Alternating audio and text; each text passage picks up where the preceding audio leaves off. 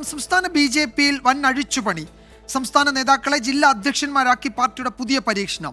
4 വനിതകൾ ജില്ലാ ചുമതലയിലേക്കെത്തും. ചൊവ്വാഴ്ച ദേശീയ നേതൃത്വം ജില്ലാ അധ്യക്ഷന്മാരുടെ പട്ടിക പ്രഖ്യാപിക്കും. 30 സംഘടനാ ജില്ലകളിലേക്കുമുള്ള അധ്യക്ഷന്മാരുടെ പട്ടികയായി. തിരുവനന്തപുരം സെൻട്രലിൽ കരമന ജയൻ ജില്ലാ അധ്യക്ഷനാകും. നിലവിൽ BJP സംസ്ഥാന സെക്രട്ടറിയാണ്. ആലപ്പുഴ സൗത്തിൽ സംസ്ഥാന വക്താവ് സന്ദീപ് വചസ്പതി, കോഴിക്കോട് ടൗണിൽ സംസ്ഥാന സെക്രട്ടറി പ്രകാശ് ബാബു, കോഴിക്കോട് നോർത്തിൽ യുവമോർച്ച സംസ്ഥാന അധ്യക്ഷൻ പ്രഫുൽ കൃഷ്ണൻ, തൃശൂർ വെസ്റ്റിൽ മഹിളാ മോർച്ച സംസ്ഥാന അധ്യക്ഷ നിവേദിത സുബ്രഹ്മണ്യം എന്നിവർ അധ്യക്ഷന്മാരാകും. കാസർഗോഡ് ML അശ്വിനി, കൊല്ലം ഈസ്റ്റിൽ രാജീവ് പ്രസാദ്, കോട്ടയം സെൻട്രലിൽ ലിജിൻ, എറണാകുളം സെൻട്രലിൽ ഷൈജു, പാലക്കാട് പ്രശാന്ത് ശിവൻ, മലപ്പുറത്ത് ദീപ, തൃശൂരിൽ ജസ്റ്റിൻ, കോട്ടയത്ത് റോയ് ചാക്കോ തുടങ്ങിയവർ ജില്ലാ അധ്യക്ഷന്മാരാകും.